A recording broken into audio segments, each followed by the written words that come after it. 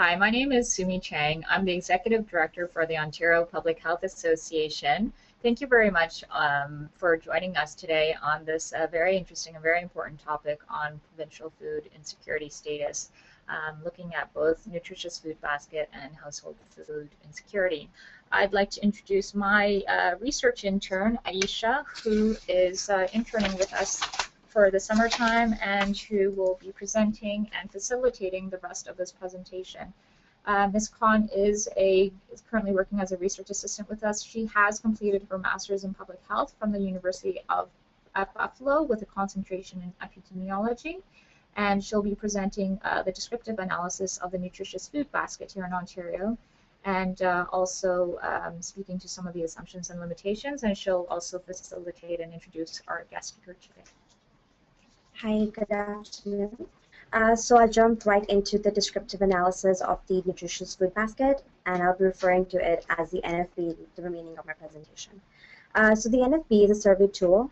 Wait, let me just click next to my slide. Okay.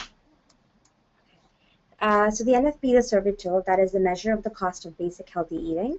Food costing is used to monitor both affordability and accessibility of foods on individual and household incomes. The survey reflects an eating pattern that meets the recommendations of the Eating Well with Canada's food guide and also accounts for the actual eating behaviors and food purchasing patterns highlighted in the Canadian Community Health Survey results. The NFP Food Costing Survey includes 67 basic foods from all the 4 food groups. It is administered annually by the Ministry in all 36 public health units.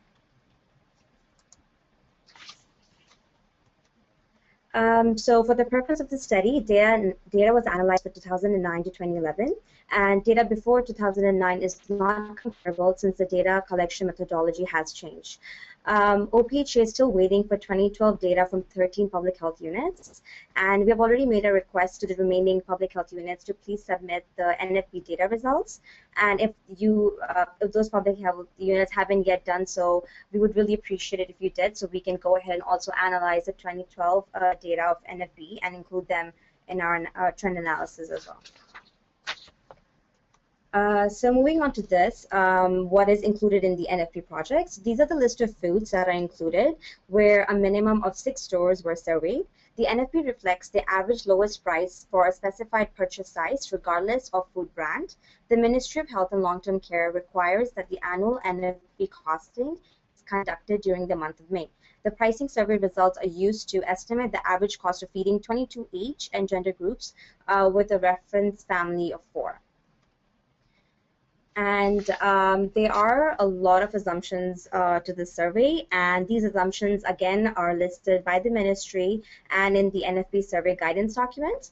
And I think I would like to bring your attention to one of the most important assumptions of the survey, which is that the data simply represents scenarios if a family is to purchase the NFP, as we cannot assume that everyone in Ontario has actually bought the food basket. Moving on to limitations.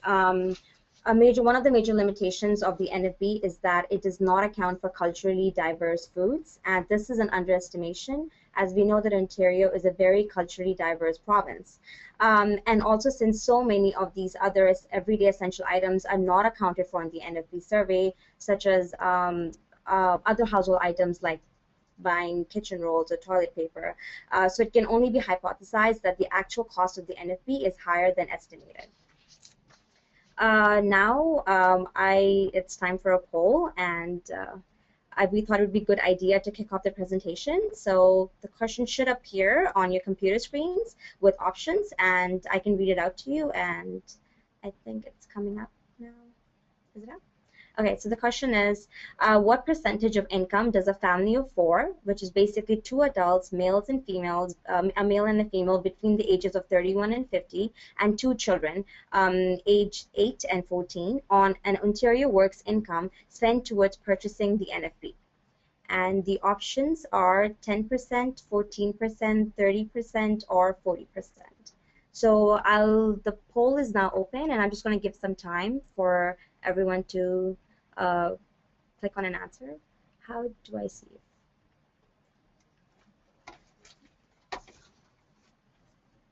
Okay, so I think everyone's almost done signing up for it.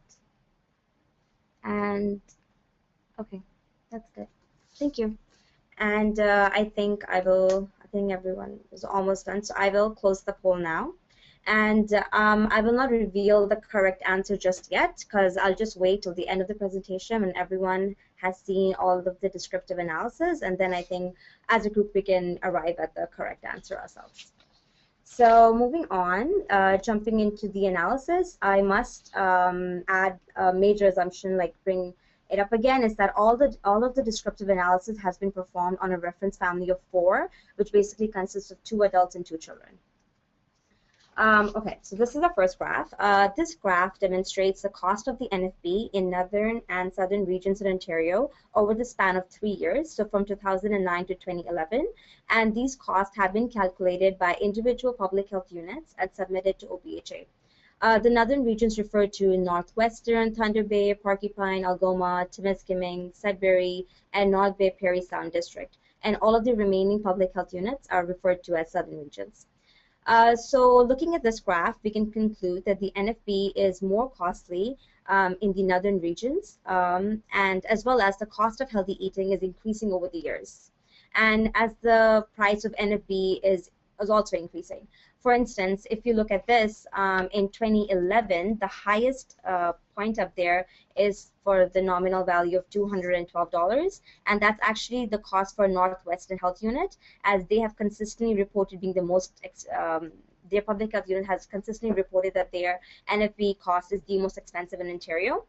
Compared to the least expensive, which was reported by Durham Region Health Unit this year, which was only at $163. Moving on to our second graph. The dotted lines are northern regions and the solid lines are southern regions. And if you see the legend on the right, OW stands for Ontario Works and MW stands for minimum wage. So this graph illustrates that the percentage of income a family of 4 would have to spend on buying the NFP. So families on Ontario Works income would have to spend almost 40% of the income in buying the healthy food basket.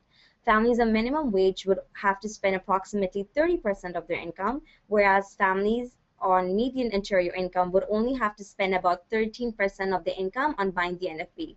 These percentages are alarming because if a family of 4 is to buy the NFP, less funds will be available for other necessities such as telephone, childcare, transportation, etc. Hence, we observe that families that earning the median Ontario income would have been consistently required to spend a smaller proportion of their monthly income on the NFP than families on Ontario Works, regardless if they are in the northern or southern public health units. And moving on to our next graph. So this graph shows the comparison with nominal dollar values of the cost of the monthly NFP on the y-axis and the total percentage of income being allocated to buy the NFP in all 3 scenarios. So again, Ontario Works, minimum wage, and median Ontario income.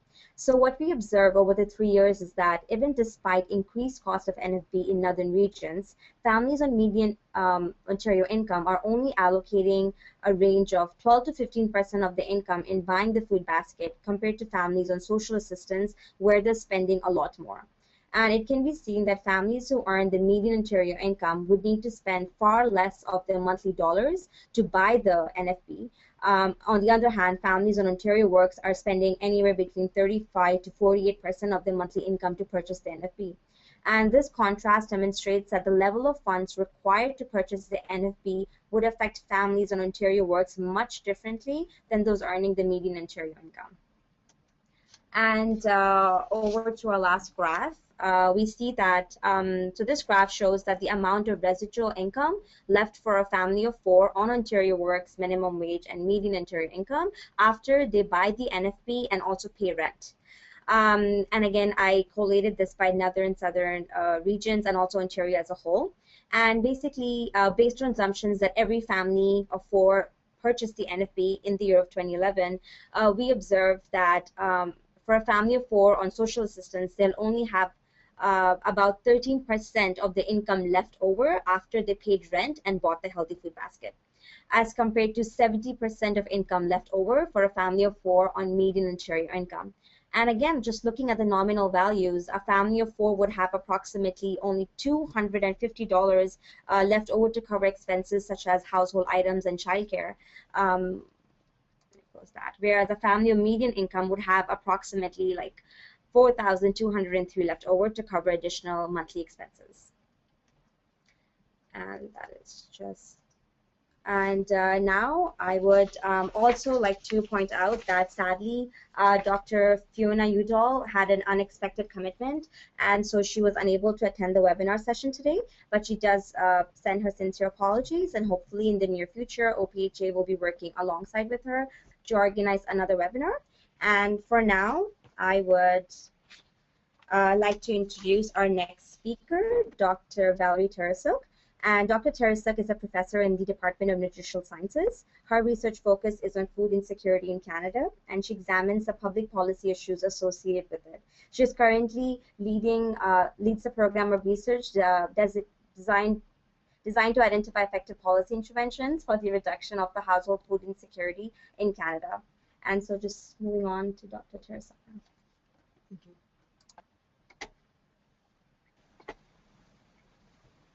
Thanks. It's a pleasure to participate in this webinar. I'm sorry Fiona can't be here, but it is giving me an opportunity to do a little bit more talking. What I want to talk about today is food insecurity measurement and the results of the most recent measurement tool that we've got. As Ayesha told you, I lead a research program on policy intervention, and we are tooling up to do an annual report on food insecurity in Canada. What I'm showing you on this screen is a very kind of crude summary of the way in which food insecurity is measured on the Canadian Community Health Survey. And I'm showing you this because I really want you to be clear on what I'm talking about when I talk about household food insecurity in this presentation. Since 2004, we've been including on the Canadian Community Health Survey an 18-question module that was initially developed in the United States for monitoring there. And it's a very well-designed instrument that captures ranges of severity in food insecurity, ranging from worrying about not having enough food to compromises in quality, and so things like not being able to afford a balanced meal, and finally to compromises in quantity that range from skipping meals to not having enough to eat, going hungry, and lastly to not eating for whole days at a time. Always these questions have the clause "because there wasn't enough money for food" attached to them as a way to anchor them in the problem of financial constraints. So when I talk about household food insecurity, I'm talking about people's responses to these 18 questions. And it's absolutely an income-related constraint because of the way the questions are being asked.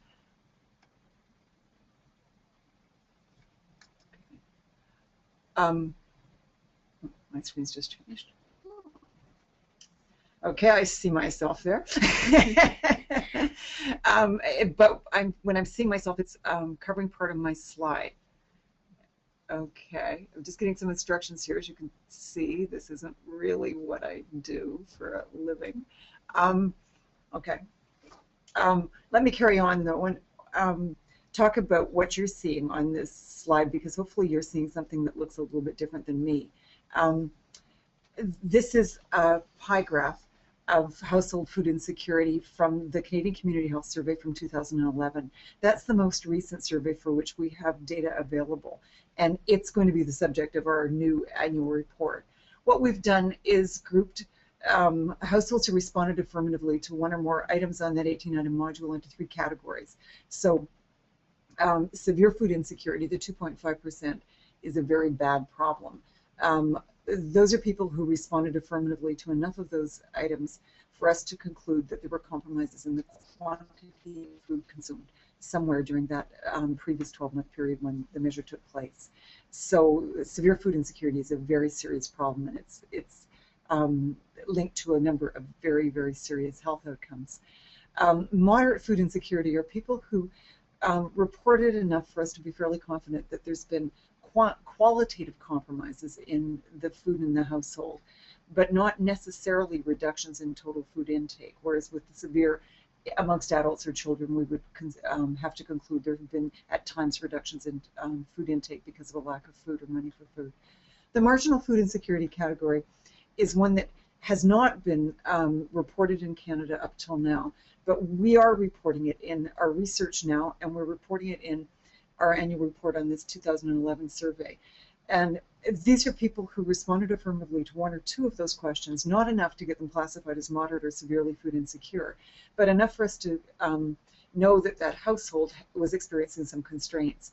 Research by our group and by others in Canada and the United States indicates that to say yes to any question on that 18-item survey is a terrible thing, and it indicates a family or a household that is constrained. So the marginal category we're including in these reports. All told, we've got 12.3% of households experiencing some level of food insecurity in 2011. If we just simply do a head count of the people living in those households, we get 3.9 million Canadians. That's about 450,000 more than were food insecure in 2008, the last year for which we have nationally representative data. So this is a big problem. It's important, we think, to talk about this problem from the perspective of these national survey measures. Historically in Canada, our window into the problem of food insecurity has come from food bank statistics. For years, we have seen the release of hunger counts by Food Banks Canada, or its predecessor, the Canadian Association of Food Banks. But what I'm showing you on this screen is just an indication of how out of sync those two numbers are. From the 2011 Canadian Community Health Survey, we estimate 3.9 million Canadians were affected by food insecurity, but only a little more than 850,000 people were reported to be using a food bank in the March 2011 survey by Food Banks Canada. What's the disconnect about? Well, surveys suggest that about 1 in 4 people who are food insecure will ever show up in a food bank. Most people don't, and I'll say more about that later on in this presentation. So food bank statistics are a gross underestimate of the extent of food insecurity in Canada. They're also a skewed estimate because, as you can probably imagine, if it's only 1 in 4, it's not a random 1 in 4. The people who show up in food banks are different than the people who don't. For one thing, they've decided to seek charity. But so when we look at the sociodemographic patterning of food insecurity, it's actually quite different than the demographic patterning that you get from food banks. So we think it's really important to start talking about food insecurity, or hunger, the more colloquial term for it, in Canada using these national survey data. Let's go back to Ontario now, looking at the 2011, the data from our 2011 report. What you see here is measures of food insecurity in Ontario over the last, 5-6 years. We're missing 2006 because there wasn't a survey that year, but the other numbers are all from Canadian Community Health surveys run in those years. The blue bar shows moderate and severe food insecurity. That would be the percentages that would be more commonly have been reported up till now for Ontario. The red is us adding on the marginal category, and I've put a very loose error bar on top there so you can get a sense that these are estimates. In fact, these numbers are not significantly different from one another. It looks like there's been a slight drop in 2010, but very, very slight and not statistically significant. The prevalence of food insecurity in Ontario has sat somewhere close to 12% for the last 6 years. To take another look at Ontario's food insecurity in 2011, here I'm showing you the number of households in Ontario versus the other provinces. And what you can see is 573,500 households were food insecure in Ontario, again 11.9%. What I hope you can also see in this graph is that we win the prize. There are more food insecure households in Ontario than anywhere else in this country. Now you might say, that's because there's more people in Ontario than anywhere else in the country. Yes, partly that's what it's about. But it's also got something to do, I think, with public policy in Ontario. The rest of these little bars on this graph are not proportional to population distributions at all. Food insecurity is very, very prevalent in Nunavut, for example, and Newfoundland wins the prize for having the lowest level of food insecurity in Canada right now. So these numbers are not constants that are representative of populations. Another statistic from Ontario that I think is important for you to see is this one. 1 in 6 children in Ontario lived in a household that was affected by food insecurity in 2011. 1 in 6. That matters because food insecurity leaves an indelible mark on the health of children. We've seen over the last few years some publications coming out of the National Longitudinal Survey of Children and Youth. This is a tremendous resource for those of us working in this field. It's a survey that started back in the 90s, and it has tracked a nationally representative sample of children over time. Now they've been tracked for more than 10 years. And what's clear, and this is work by Lynn McIntyre and Sharon Kirkpatrick, what's clear is that children who were exposed to hunger, or in our language of food insecurity, it would be the severe food insecurity category, children exposed to hunger have poor health. They have been more likely to develop a number of chronic conditions, including things like asthma and depression, conditions that they are unlikely to shed as their life goes on. So don't let anyone tell you that food insecurity in Canada isn't a serious problem. It is leaving a mark on Canadian children. It's also a problem for adults. Adults in food insecure households are way more likely to report a whole range of health conditions, all kinds of things, from depression to diabetes to heart disease, hypertension, asthma, back problems, you name it. Food insecurity also interferes with the management of conditions. So no matter what the condition is, if an adult finds themselves in a situation where they're struggling to put food on the table, their health is compromised further. How come people are food insecure? Well, here you see charting of the relationship between household food insecurity and household income, and using the 2011 data from Canadian Community Health Survey. And what you're seeing is a line that goes steadily up. The lower the household income, the greater the probability that the household will report food insecurity. The income, I should just flag for you, isn't an income that you can treat as an absolute value. We have here adjusted it for household size, recognizing that to have $30,000 and live alone is quite different than having $30,000 as an annual income and trying to support 3 people. So that's been taken into account here. The line moves steadily up. It becomes a dotted line as we get into those higher income areas because the estimates are so unstable because we've got so few people who are food insecure in those categories, as you'd expect. But what you can also see is that we never get to 100% here. Income's only part of what explains which households in Canada are food insecure. And that's because income is only a partial representation of the overall resources that a household has to allocate to food. Some other correlates of food insecurity that have been consistently documented through multivariate analysis of population surveys with CCHS and its predecessors are the lack of home ownership, being of Aboriginal status, being a lone parent household, and being reliant on social assistance. So all characteristics that signify a household that, in addition to having low income, has other markers of vulnerability. Let's take a closer look at a couple of these things. Let's start with social assistance.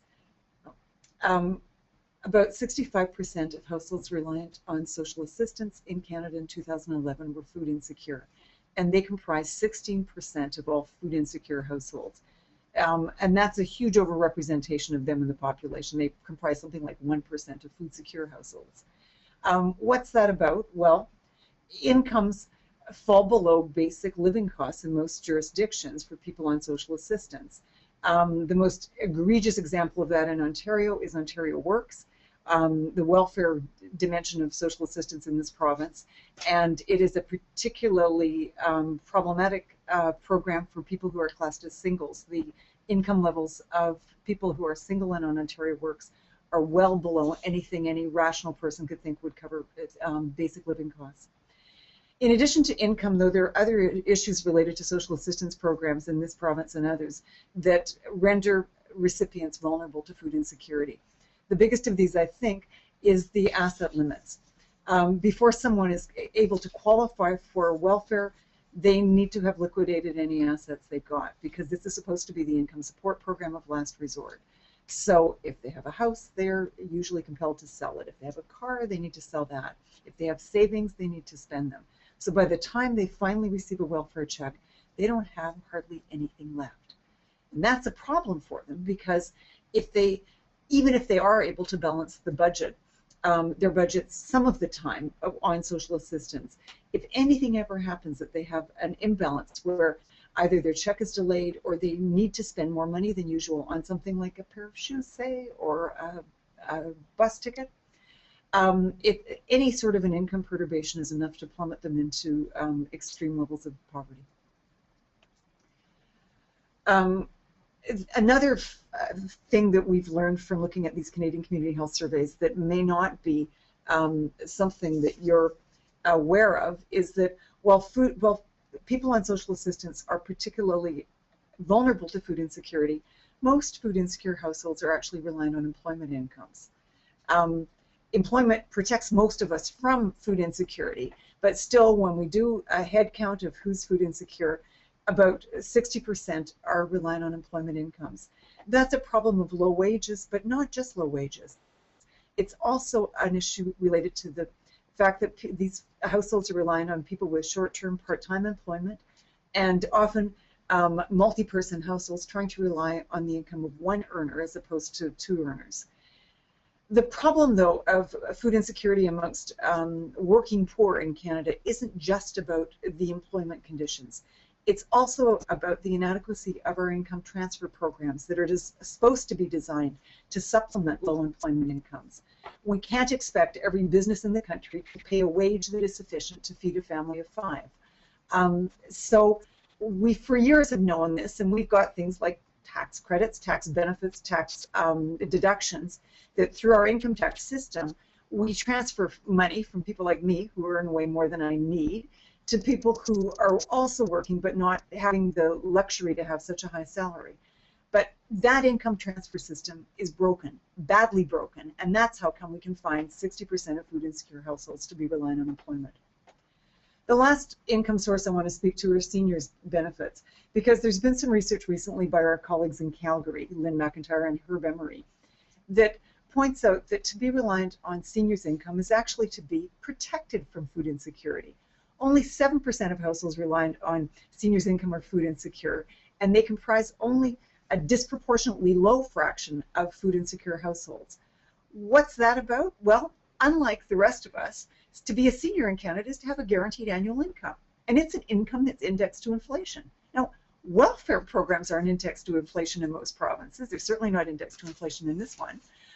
But once somebody turns 65, they've ended up with an income that is not only higher than most welfare recipients, but also one that is indexed to inflation. With it come other benefits, things like drug coverage, transit subsidies, senior discount days. You can have a senior's day at Walmart or Shoppers Drug Mart or wherever. So there are all kinds of ways in which we confer benefits to someone once they hit 65.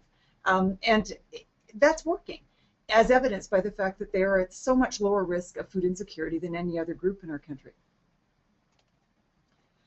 What about public policy?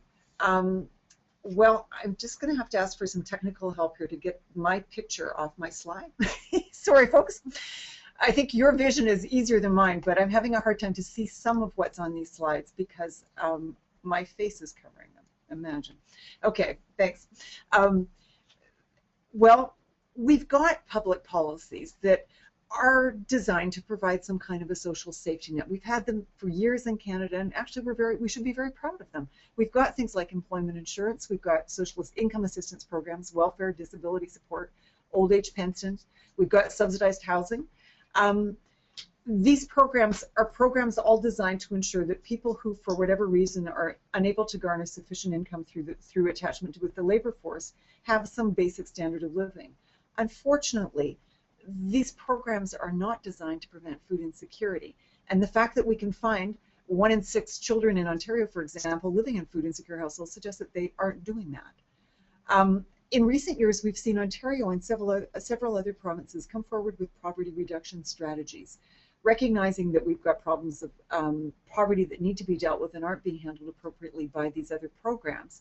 We've seen the introduction of things like the Ontario Child Benefit. That's great, but again, we're seeing the introduction of initiatives that are not designed to tackle food insecurity and that don't appear to be tackling food insecurity, as evidenced by the fact that In spite of Ontario's poverty reduction strategy, food insecurity persists in this province and has barely moved over the last few years. What this says, I think, is that food insecurity needs to be a public policy priority, that things like poverty reduction strategies, while great ideas, can't be presumed to trickle down to lower rates of food insecurity. There's absolutely no evidence from the Canadian Community Health Survey data that that's happened. So the way to tackle food insecurity is to tackle food insecurity, not to tackle other things and presume that they're therefore will lift people who are food insecure out of that condition. It doesn't appear that that's working. Just to pause for a moment and comment on the Nutritious Food Basket, I was happy to be invited to present as part of this webinar because of the front-end presentation of the Nutritious Food Basket. As one who is a user of data from the Nutritious Food Basket, I just want to flag my views on it, which is that it is a critical tool for us. The comparisons that people can do with using Nutritious Food Basket costing data and shelter costs to look at the affordability of a nutritious diet for people on welfare or disability support programs or pensions or whatever is invaluable. It provides an objective measure of affordability that we can't get from any other sorts of data. So that activity of doing these case studies where, you know, the scenarios where the Nutritious Food Basket costing and shelter costs are combined and compared with incomes from a variety of sources is very important. With standardized measures, the Nutritious Food Basket costing also enables us to track progress, or the lack thereof, over time and across jurisdictions. I also think that the comparisons using the Nutritious Food Basket data can facilitate the identification of vulnerable subgroups within programs. And the example I offer here is the difference between the affordability of the Nutritious Food Basket for people on welfare if they have young children or if they have teenagers. If they have girls or if they have boys, if they have a menstruating girl or not.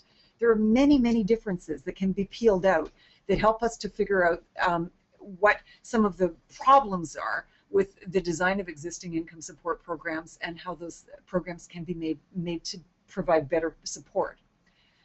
Lastly, I think the Nutritious Food Basket costing work is underutilized insofar as it can be a tool to evaluate food-based interventions. And I give you an example here of a paper that we did a few years ago using Nutritious Food Basket costing to look at the income transfer potential of the Canada Prenatal Nutrition Program and school feeding initiatives.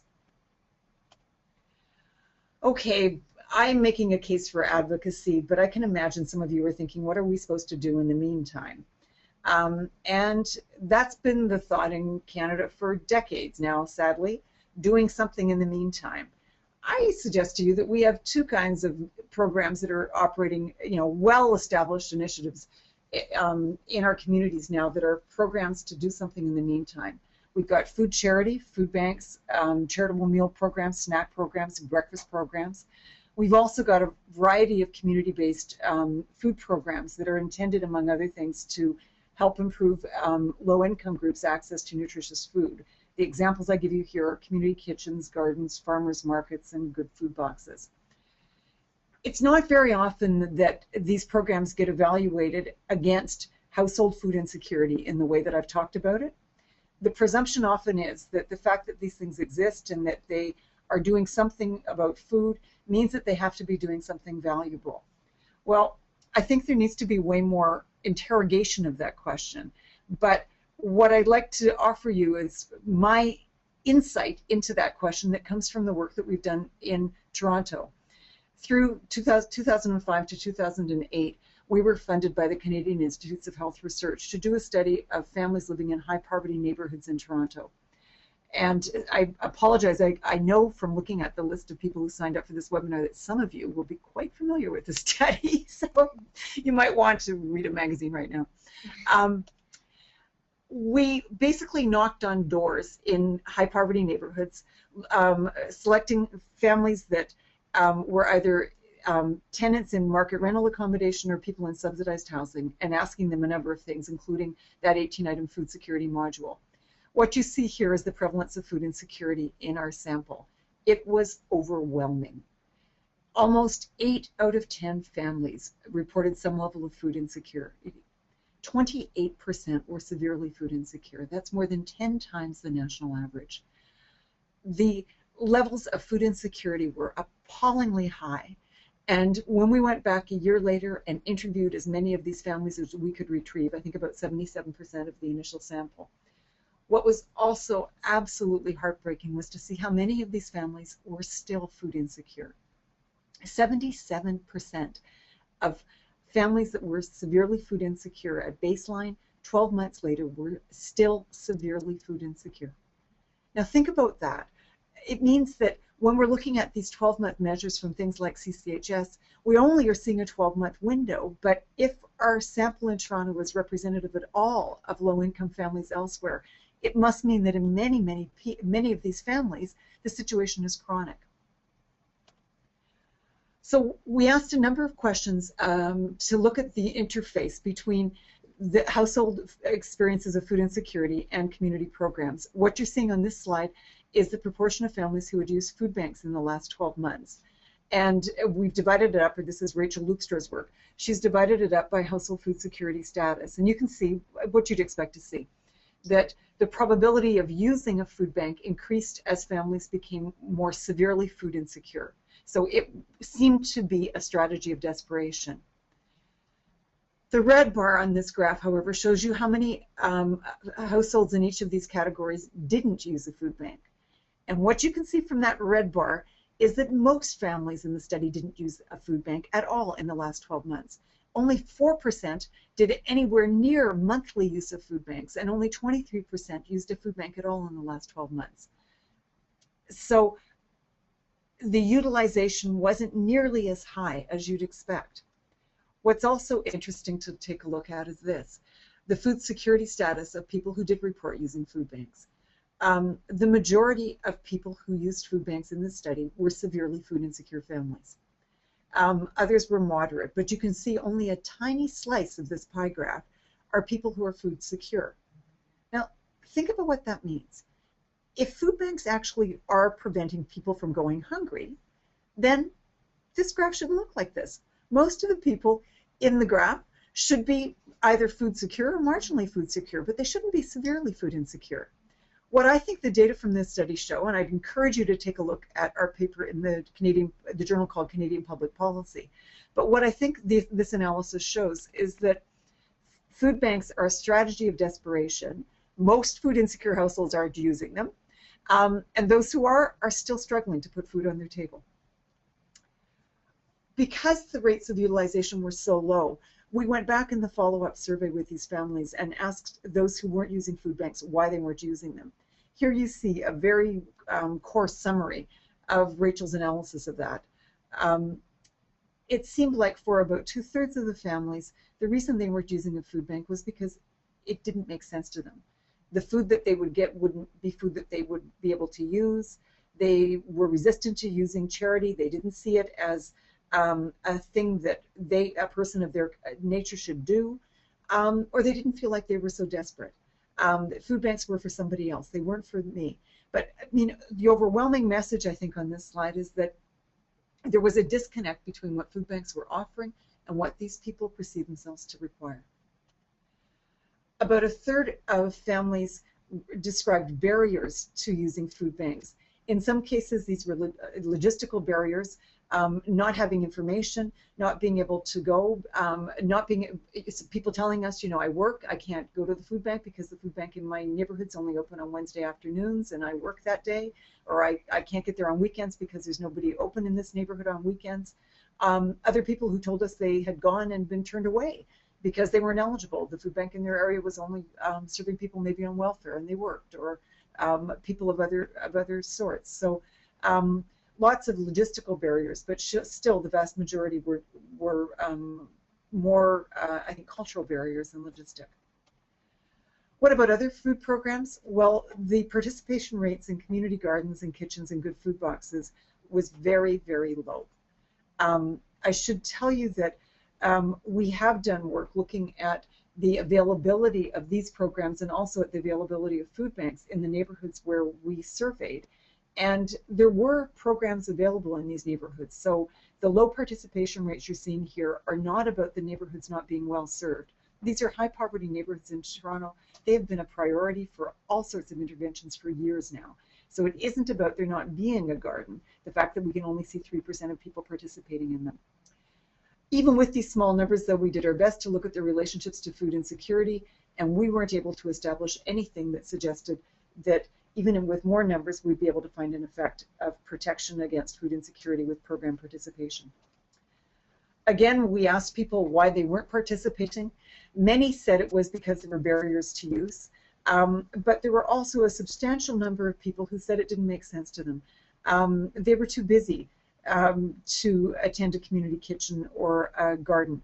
Remember, and this is something I think that people who talk about these programs don't recognize often enough. Remember, most people who are food insecure in Canada are working. They're not on social assistance. It's also true that most people who are food insecure in Canada are caring for children. So things like a garden or a kitchen that require time are not necessarily things that people can accommodate. There were also people who talked about these programs not resonating with their interests or priorities. What was absolutely clear in the responses is that people didn't see them as something that was going to likely solve their problems of food insecurity.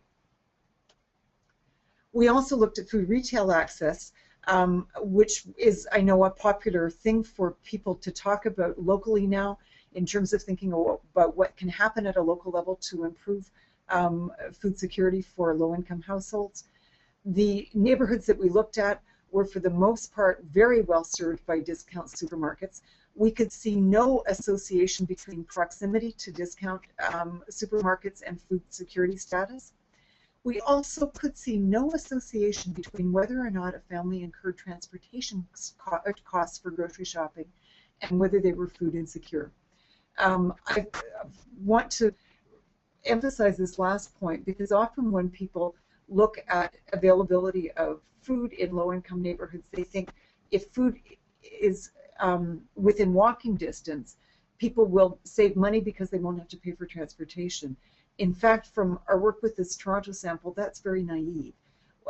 If a woman is going shopping to buy food for herself and her 3 children, unless she has a vehicle, she has to pay for transportation because she can't carry all that stuff home. Think how heavy something like a bag of milk is. So the transportation costs that households in this sample incurred seem to be independent of proximity to retail. To conclude, our research and the report that we're about to issue on the 2011 CCHS results, I think, argue strongly that this is a serious problem, but it's a problem in need of policy interventions. It is rooted in problems of social policy, and its solutions also lie in those. Any local programs that are working in the meantime, things like food banks or community meal programs or some combination thereof, I would argue need to really think through who they're serving, to make sure that if you are doing something that you think can make some difference in somebody's life in the meantime, that to be sure that that is actually reaching people who are food insecure and that it is offering supports that they experience as helpful. And lastly, I want to say that I think advocacy needs to be integrated into these meantime activities. It is really, really important that we not give anybody the illusion that these things are a solution. With 1 in 6 children in Ontario now living in a family that is food insecure, we have a serious problem, and we can't afford not to act on it. And so we need to be under no illusion about that with any of these other sorts of meantime activities. I want to end with a word from our sponsor. I've mentioned throughout this presentation that we are about to do an annual report on the results from the Canadian Community Health Survey from 2011. I would encourage you all to sign up for our website. On that website, you'll see access to some of the publications that I've cited in this presentation, and you will also be able to receive notification and a copy of our annual report when it's released, probably in another 10 days. Thanks very much for your attention and your participation in this webinar. I'll be happy to answer any questions anyone has now.